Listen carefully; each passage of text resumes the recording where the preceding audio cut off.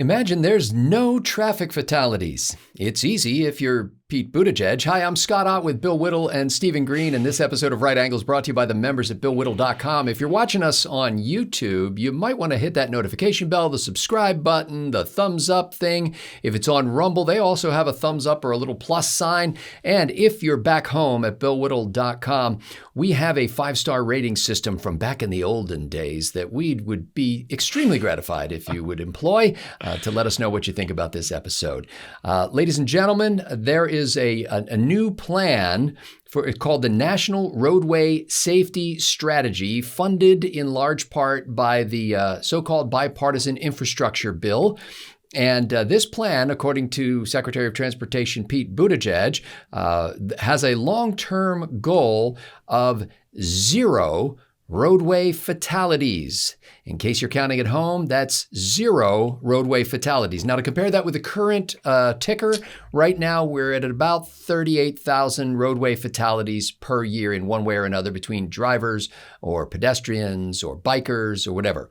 And so we're going to get that down to 0 if we follow Pete Buttigieg's 5-pronged strategy that involves safer people, safer roads, safer vehicles, safer speeds, and post-crash care. Of course, if you do wind up getting in a crash, they want to make sure that you don't die as a result of it. Stephen Green, there's a lot of detail in this, and we're not going to muck through it in this episode. But I found it interesting that Pete Buttigieg, who came, within a hair's breadth of being the president of the United States, and by that I mean, how many primaries did he win?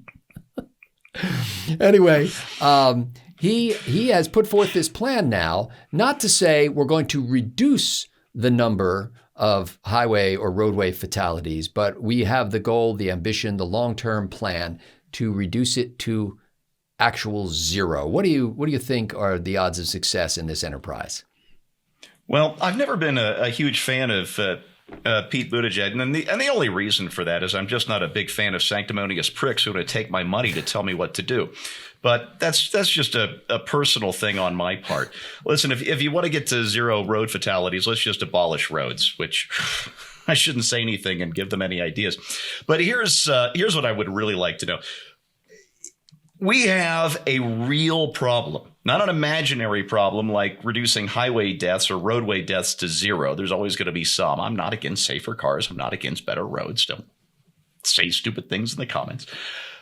But we've got a real transportation issue, a genuine logistics issue, something that, say, a Secretary of Transportation might want to look into right off the coast of California, Southern California, where we still have how many container ships backed up there, Bill, at Long Beach and Port of Los Angeles? 62,493. I knew it was a big number. Whatever the actual number is, let me give you an 94 now. 94? Now it's at 95. While you were talking, it went up. And I don't know how many containers are on each of those ships, but, it's hundreds, it's thousands. Big numbers. My wife and I can't get a dryer. Our dryer, which had served us well for 20 years, died a week and a half ago. You can't go to a store and buy a dryer. We can't get one delivered. They told us, oh, it's in stock. We'll ship it to you on Sunday. Great. No, Monday. Well, no, a week from Monday. No, Wednesday. A week from Wednesday. This is what's going on with our supply chain crisis that the Secretary of Transportation, Pete, won't look into because he was busy taking maternity leave.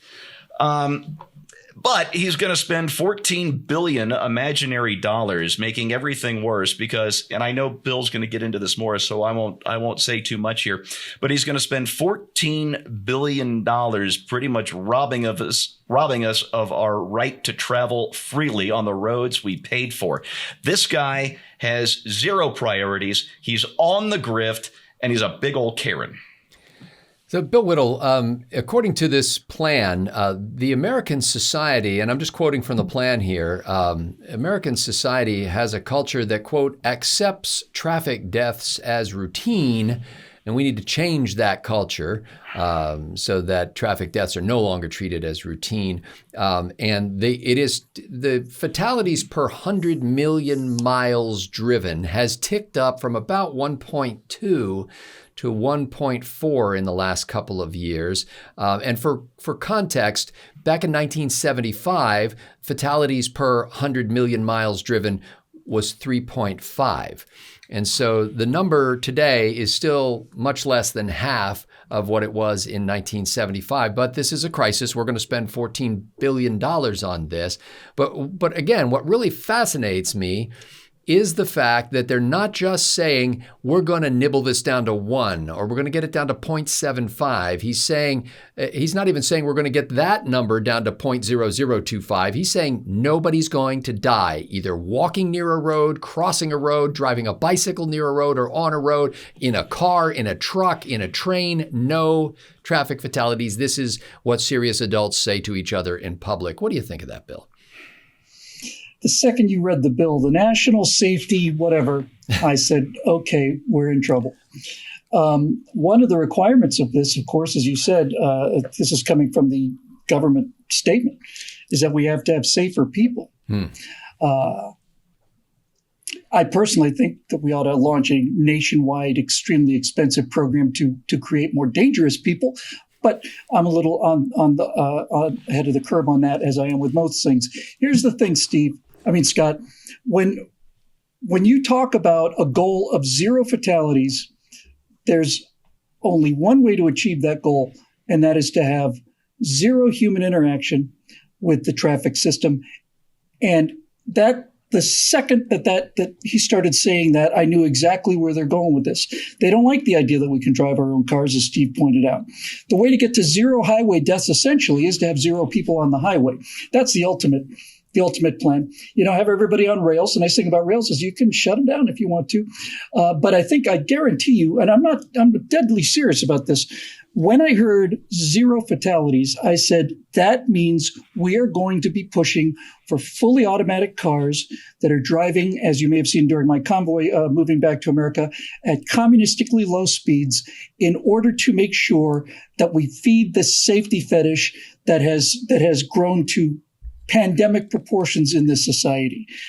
The second thing that this tells me is that it is such a reflection on socialist thinking that you can achieve such a thing. Because in order to achieve 0 highway deaths, you really would need to have a new breed of safer Americans. We'd be the new American person, like the new Soviet person or the new Nazi person or the new people in China after the Great Leap Forward. This idea that you can have a government program that is able to eliminate human error, human malice, human incompetence, and just even the acceptance of that as a possible goal is an indication of how out of tune you are with reality. Now, with that said, we have now had more than 20 years without a single fatality in a major U.S. carrier over United States territory. There hasn't been a plane crash in 20 years. That's amazing. It's absolutely amazing. But that's because the people who are running that particular transportation form, pilots, are extremely, extremely careful, skilled, and talented professionals. When you talk about what individual people do, you don't quite rise to that standard, which is why I personally, as a pilot, am against flying cars. The reason I fly is so I can get away from all those idiots down there and deal with people who take safety professionally.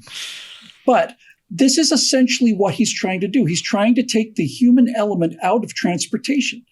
And I'm not unaware of the fact that right now the great crisis for the left is that the transportation system of neighboring Canada has been disrupted by a number of human drivers who have a problem with some of the things that these elite people are saying, and they've decided to drive their trucks in a direction that is not approved by the Canadian government, and this has them really quite scared. And when you said this, 0 fatalities, I said automated cars, automated trucks.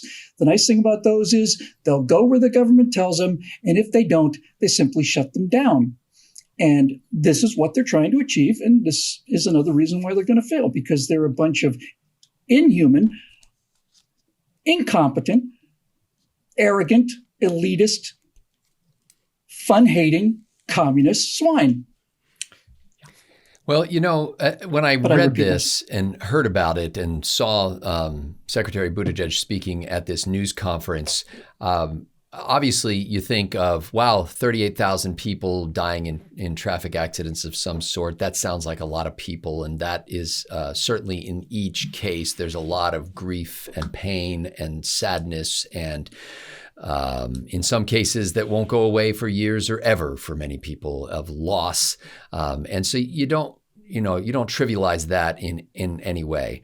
But then when I heard that the measurement that they use is fatalities per 100 million miles driven, and that number was 1.4 fatalities per 100 million miles, I thought, how have we managed to develop a largely decentralized system with people piloting individually numerous different models of vehicles with different specifications and different sizes and different weights and different crash capacities and all that kind of stuff, and flying across highways at various speeds, each regulating their own little flight deck and on the roads and determining how they will maneuver.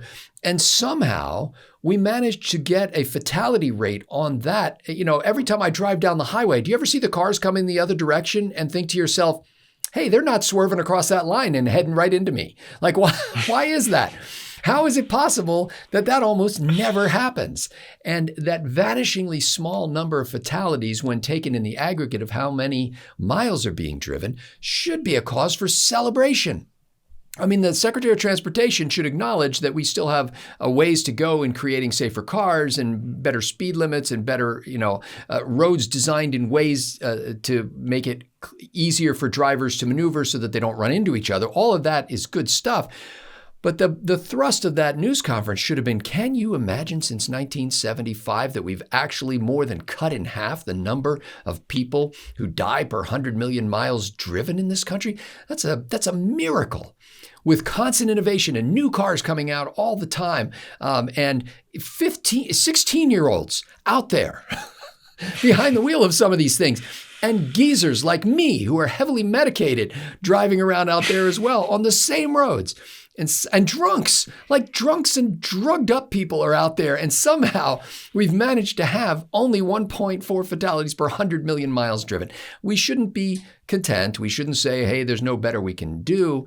But we also, if I had been sitting in that news conference and Pete Buttigieg stood up there, and when he said, here's a quote, and this is from their news release, but I'm sure he said something like it in the news conference as well. Every driver, passenger, and pedestrian should be certain that they're going to arrive at their destination safely every time. And I think somebody in the audience should have raised their hand and said, excuse me, Mr. Secretary. I'm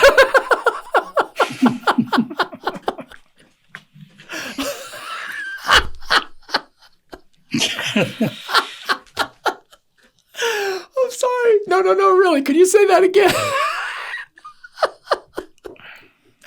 It just is unbelievable that an adult man who puts pants on in the morning could possibly get up and say something like that in public. And that said, I know maybe after coming back from the leave because of the what do they call that, Steve? The family leave, the child leave. I don't want to maternity leave. I don't want to trivialize any pain that he might have been in from the C-section. For Bill Whittle and Stephen Green, my name is Scott Ott. We're grateful to the members at BillWhittle.com for making Right Angle possible.